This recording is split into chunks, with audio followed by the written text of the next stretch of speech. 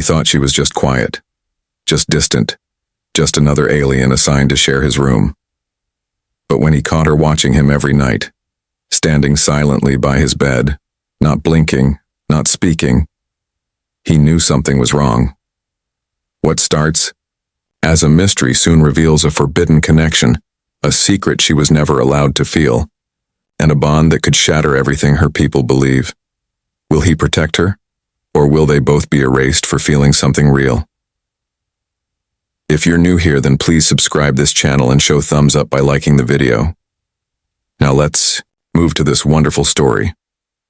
Naven had only been on orbit station Viro 7 for 23 days, but already he felt something wasn't right. Not danger exactly. Nothing loud, nothing obvious. It was more like a whisper in the air that wouldn't go away. Maybe it was the silence, or maybe it was his new roommate, Solari. She was from the Uran species, tall, thin, and graceful in a way that felt unnatural. Her skin shimmered with a soft silver-pink glow and her eyes glowed teal in the dark like distant stars. From the moment they were assigned the same living quarters, Solari had spoken only once. She had bowed her head slightly, then walked silently to her corner of the room and unpacked without a word. Since then, she had not said anything else. No greeting, no questions, not even a sigh. The station was busy. Naven worked maintenance, fixing water pipes and recalibrating pressure locks. He liked the routine. It helped him forget how far from Earth he was. But every time he returned to his shared quarters, the strange quiet between him and Solari felt heavier. At first, he thought it was just culture. The Uran weren't known for warmth. They didn't smile, didn't laugh, didn't even blink much. They were logical, trained to value silence over emotion. But there was something about Solari that made the silence feel different. Not peaceful, not neutral. Just watched. One night after a long shift, Naven was lying in bed, nearly asleep. The lights were off, the hum of the station low and steady. Then something made him open his eyes. He wasn't sure what it was. Maybe a breath, maybe a flicker of movement. His eyes adjusted to the dark, and he saw her. Solari was standing at the edge of his bed, unmoving. Her glowing eyes were wide, fixed on his face. She wasn't blinking. She wasn't breathing loudly. She was just there, watching. Naven froze. For a moment he thought maybe she was sleepwalking. Maybe it was normal for her species to do that. He considered saying something, but his throat felt dry. Instead, he closed his eyes again and pretended not to see. The next morning, Solari was back in her usual spot, seated at the edge of her narrow bed, her back straight, eyes low. She didn't look at him, didn't say a word. That night, it happened again. And again the night after that, always the same.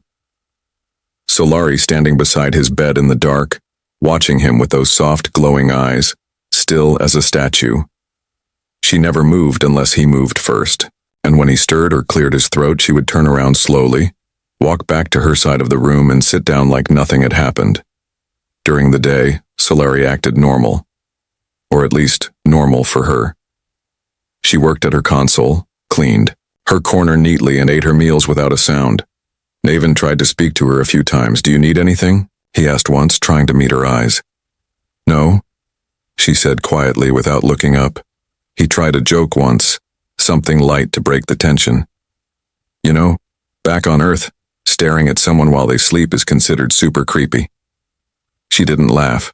She didn't blink. She just stood there for a second, looked directly at him, then walked away. The silence after that was thicker. Naven tried to tell himself it didn't matter.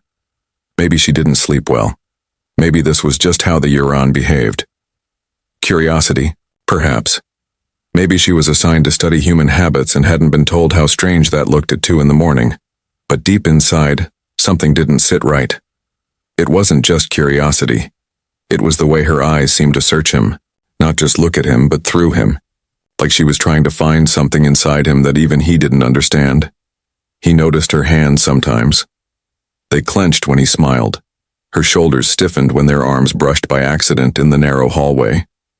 She never looked angry, just tense. like someone walking on ice too thin to trust. One night, Naven decided to stay awake. He turned off the lights, laid down like usual, and waited. He didn't sleep.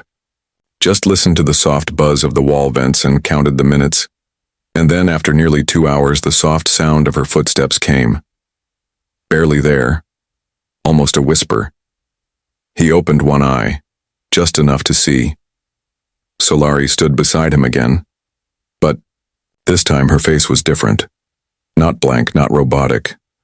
Her expression was uncertain. Her lips were slightly parted, her brows tilted inward, and her glow looked dimmer. Her eyes flickered, like a storm was happening inside them that she didn't understand. Naven sat up suddenly. "Why are you watching me?" he asked, voice low but steady. Solari took a small step back, startled. Her eyes widened. For the first time since he arrived on Vero 7, she looked human. You were not meant to see," she said quietly. "But I did," Naven replied. "Every night. You stand there and watch me. Why?" She looked away, her hands twitching at her sides like they didn't know what to do. "I cannot say." "You can," Naven said more gently now. "I won't get mad. I just want to understand." Her voice dropped to a whisper. "I do not understand it myself." She turned and walked back to her side of the room.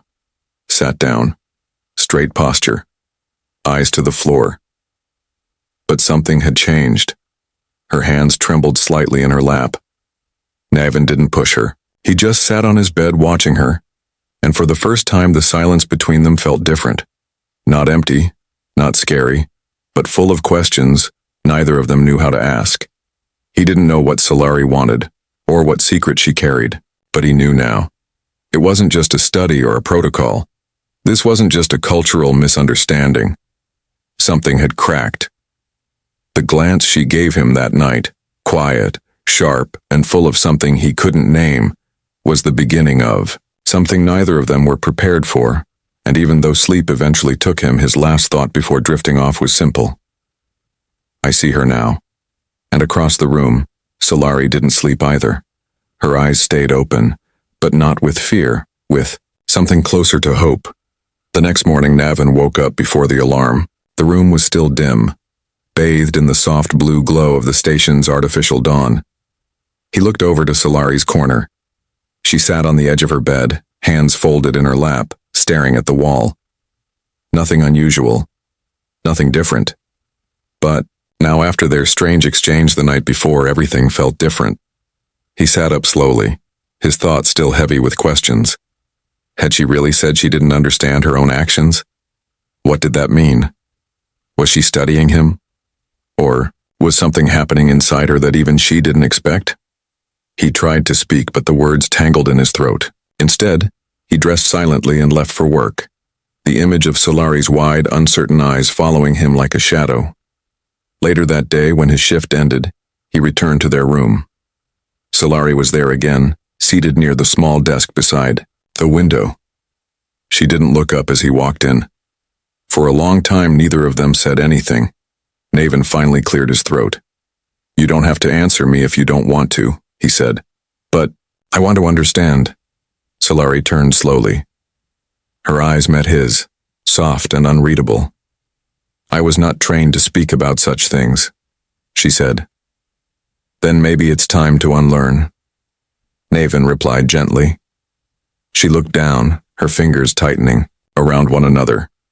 "You said you didn't understand why you watched me," Naven continued, choosing his words carefully. "Can you tell me what you do feel?" Solari hesitated. Then, slowly, she stood and walked to the far wall. She pressed her fingers against it like she was trying to ground herself. The metal was cold. Her hands trembled slightly. "The Euron do not feel in the way humans do," she said. "We are not raised for it. Emotion is filtered. We are taught to study, to serve, to remain unchanged by what we observe." Naven nodded slowly. "But you're changing." She didn't respond right away. Then she said, "Yes, and I do not know what that means." He stepped closer, but not too close. He didn't want to startle her. What caused the change? Solari looked over her shoulder, her eyes distant. At first, I watched for my report. I was assigned to observe human behavior, emotion, instinct. I was told to record anything that might signal instability or danger, so I was a subject, Naven said, his tone more curious than hurt. Yes, Solari replied. But then something happened. I began to watch not for duty, but for something else. You laughed when no one was near. You sang to broken tools. You spoke kindly to machines that cannot answer. And when you thought no one could see, you cried during a film with no subtitles. Naven's face grew warm. I didn't think anyone noticed. I noticed, Solari whispered. And every time something inside me moved. She returned to her chair by the desk. The silence returned, but this time it was softer. Naven sat on his own bed, unsure what to say. His thoughts were a storm. This alien who had barely spoken was now telling him that his smallest moments had touched her in ways even she couldn't explain. Then something unexpected happened. A small metallic object rolled out from beneath Solari's bed and stopped near Naven's foot. He picked it up carefully. It was round, smooth, and pulsing with a faint blue light. Not human tech. Uran, for sure. You dropped something, he said, holding it out. But Solari didn't look up. She stayed still.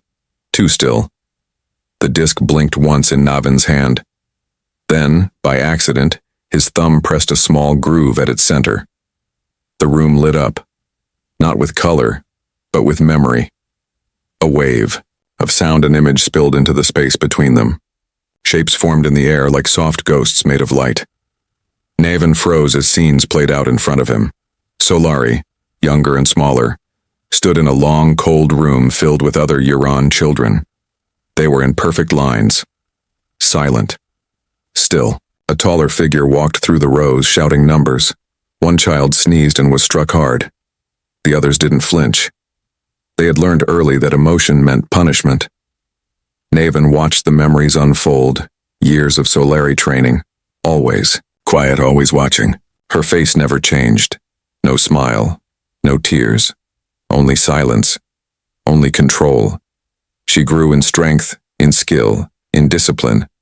But behind her glowing eyes, something flickered, a quiet spark. Then a new memory. Solari standing by a window, looking out, at humans laughing during a repair shift. They were loud, clumsy, and messy. One dropped a tool and cursed. Another made a joke. They laughed again. Solari didn't understand, but she couldn't stop watching. In another memory, Solari stood alone, trying to mimic human expressions. She forced a smile, but it looked wrong on her face. She whispered English greetings to herself, practicing, in secret. One final memory showed her being punished again, this time for smiling in public. The voice of an elder rang through the chamber. Do not copy them. They are flawed. Do not lose yourself. The light faded. The disc dimmed. Naven sat frozen. The images burned into his mind. The loneliness, the discipline, the quiet curiosity. She hadn't just been studying humans. She had been admiring them, reaching out silently toward something she wasn't allowed to touch. He placed the disc gently on her bed and didn't say a word. When Solari returned her gaze to him, her face looked pale and tired. You saw it, she whispered.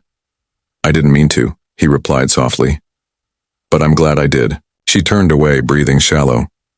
Solari, he said. You're not broken. Her head snapped back. Who said I was? You did.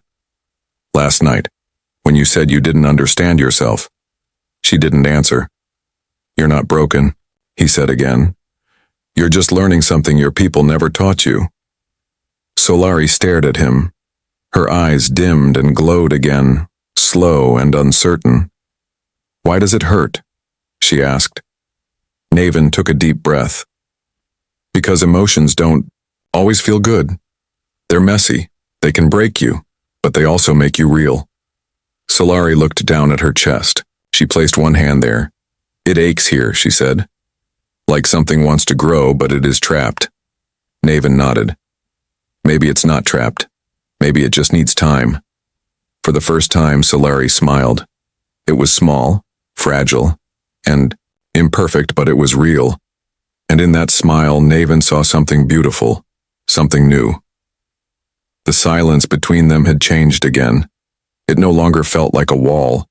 It felt like a door beginning to open. It began with a knock. Soft, careful, polite. But the moment the sound echoed through the room, Naven felt something was wrong. He turned to Solari. She had frozen beside her desk, her body stiff, her shoulders tense. She didn't move, didn't blink. Her eyes were fixed on the door, wide with something he hadn't seen before. Fear. Another knock came. Firmer now. A voice followed. Calm and cold. Station regulation team, please open the door. Naven walked toward it slowly, his pulse rising in his neck. He looked once more at Solari. Her hands were clenched so tightly that her fingers had turned pale. She shook her head slightly, silently asking him not to speak. He opened the door. 2 officers stood outside. One was human, wearing a crisp dark uniform and holding a tablet. The other was Yaran, tall with dull gray skin and expressionless eyes. They both stepped forward without waiting for permission. The Yaran officer spoke first. We received a report of emotional irregularities linked to subject Solari. We are here to evaluate. Naven stepped sideways, blocking their view. She's fine, he said quickly. Just tired. We've had a long week. They ignored him. Subject Solari, the officer said. Stand and come forward. Solari moved like a machine, each step too perfect. She stood in front of them, her eyes lowered, her voice quiet. I am here. The Yaran officer lifted the tablet. You will be asked 5 questions. Answer truthfully. Signs of deception will be noted. The human officer tapped the screen. The questions began. Have you experienced warmth in your chest while speaking with this human? Have you observed human behavior outside mission purposes? Have you imagined life beyond protocol boundaries? Do you feel sadness or guilt when this human is in pain? Have you dreamed of connection with another being? With each question, Solari's voice dropped lower. No, no, no, no, no. The officers recorded the answers, said nothing. The human finally spoke. Responses will be reviewed. Until then, maintain distance. Further interaction may trigger reconditioning. Do not resist if called. Then they left. The door shut. With a quiet hiss, the silence after felt louder than the knock. Solari sat down slowly on her bed, her back too straight, her breathing shallow. Her face gave nothing away, but Naven knew better now. Her stillness was a kind of screaming. They think you're broken, he said quietly. She didn't speak. I don't. Still nothing. Naven crossed the room and sat near the foot of her bed, close but not touching. Do you really not feel anything? He asked gently. She turned her head slowly.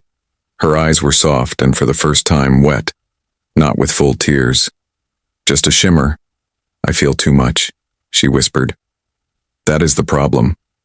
Naven nodded, then let it out. She looked away, her hands now resting against her chest.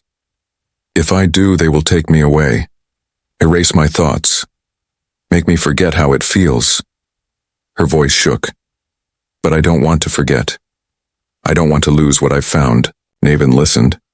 I saw you talk to broken wires like they were friends, she said. I saw you smile at your own bad jokes. I heard you laugh after hitting your head. And I watched you cry during that old Earth movie, the one with no sound, just faces. Her voice grew quieter. I didn't understand, but I felt it. And now it's inside me and I cannot shut it off. Naven leaned forward, his elbows on his knees. You don't have to. They'll punish you too, she said. Maybe, he said. But I'd rather be punished for protecting you than sit back while they erase you. Solari looked at him for a long time. Why would you do that, she asked. Why risk anything for me? Naven smiled softly. Because you're not just a file. Not a subject, not a case. You're you. And I see that now. For a moment, nothing moved. Then, Solari reached out and placed one trembling hand on his shoulder. It was the first time she had ever touched him, not during a shared shift or by accident in the hallway, but on purpose. It was a whisper of trust louder than any words. That night, they didn't sleep. They sat near the wall, side by side, watching the stars outside. The silence between them was still there, but it wasn't cold anymore. It felt like a blanket, warm and alive, wrapped gently between two hearts that had learned how to beat together in the quiet. In the following days, things began to change. Solari started to sit closer during meals. She watched Navin with calm curiosity instead of confusion. Sometimes, when he made a joke, her lips twitched. Not a smile, but something close. Then, one morning, Solari stood at the center of the room, holding a small silver object in her hand. It was shaped like a spiral, etched with thin glowing lines. She knelt in front of Navin and placed it in his palm. "This is a bond thread," she said softly. "We use it for oaths, not for ownership, for alignment. One being offers it to another, not to claim them, but to join their path." Navin stared at it. It felt light in his hand, but heavy in meaning.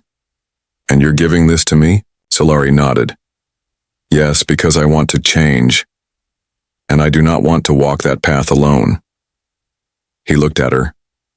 Really looked. She wasn't just opening a door. She was asking him to walk through it with her. "Are you sure?" he asked. "No," she admitted. "But I am more sure of this than anything else in my life." He closed his fingers around the bond thread and gave her a quiet nod. "Then let's walk it together." She smiled. A real smile. Small and scared but full of hope. And for the first time, Navin saw what no training or report could have ever shown him. She wasn't changing into something new. She was becoming who she was always meant to be.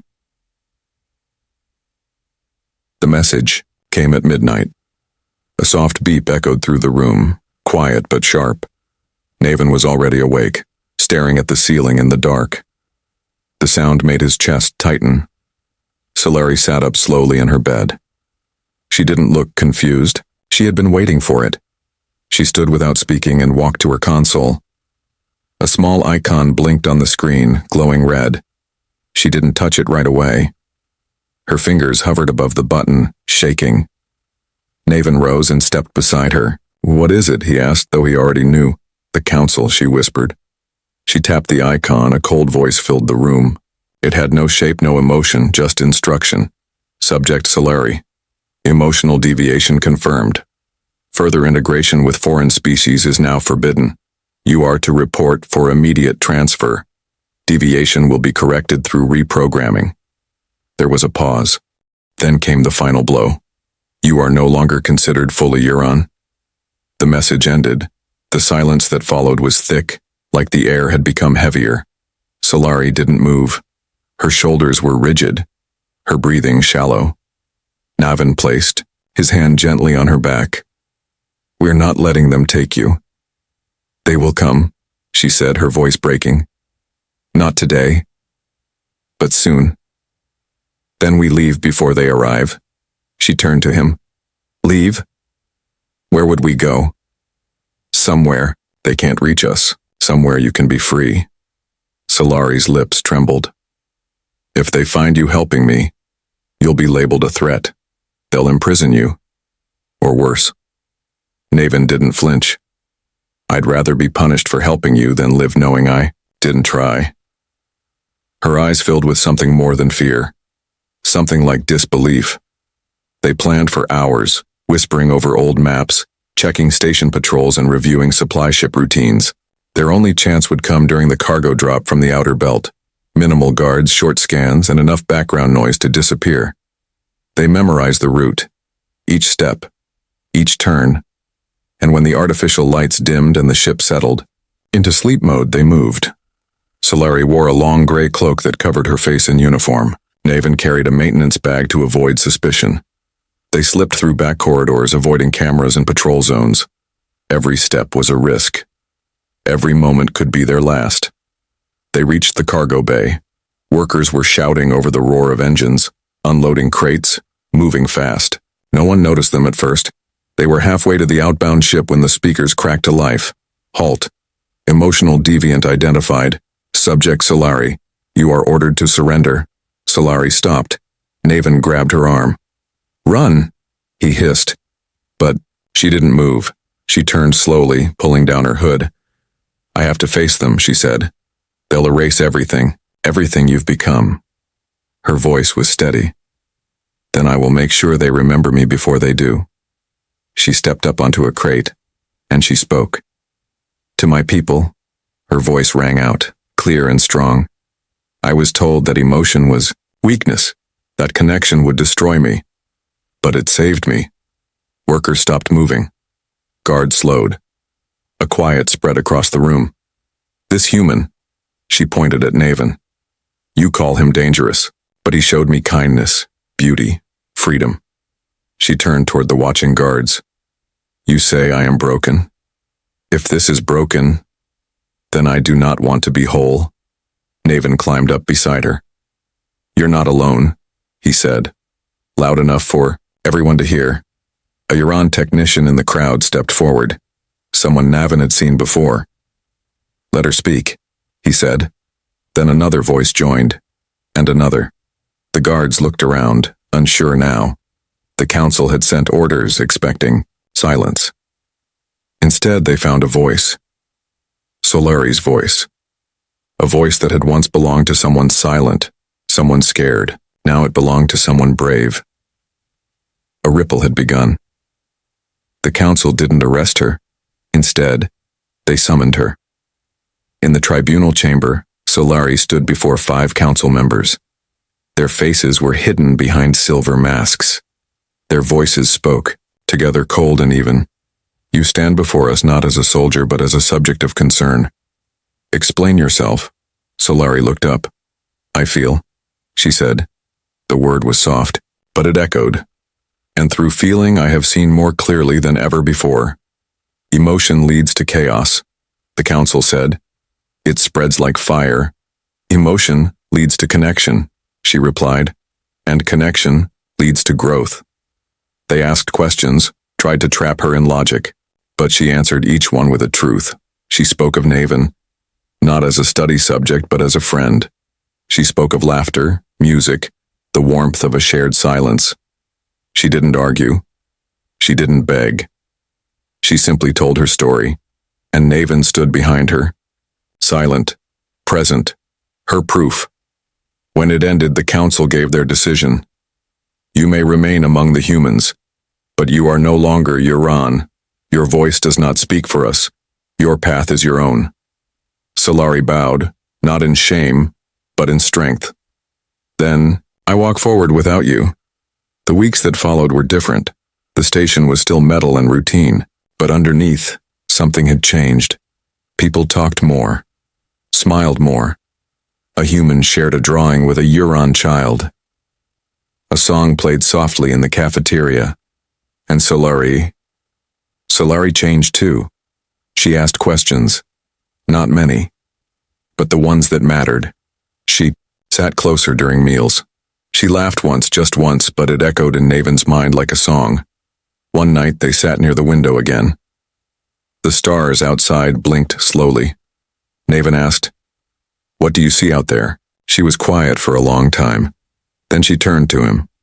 I used to see nothing. Just cold. Just data. Now I see possibility.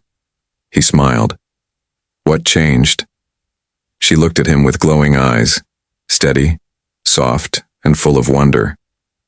You, she said. You showed me that to feel is not to break. It is to begin. She leaned her head on his shoulder. They didn't speak. They didn't need to. And for the first time, Solari felt like she wasn't leaving one world behind. She was becoming something new, not fully human, not fully Uran, but something in between, something beautiful, something free.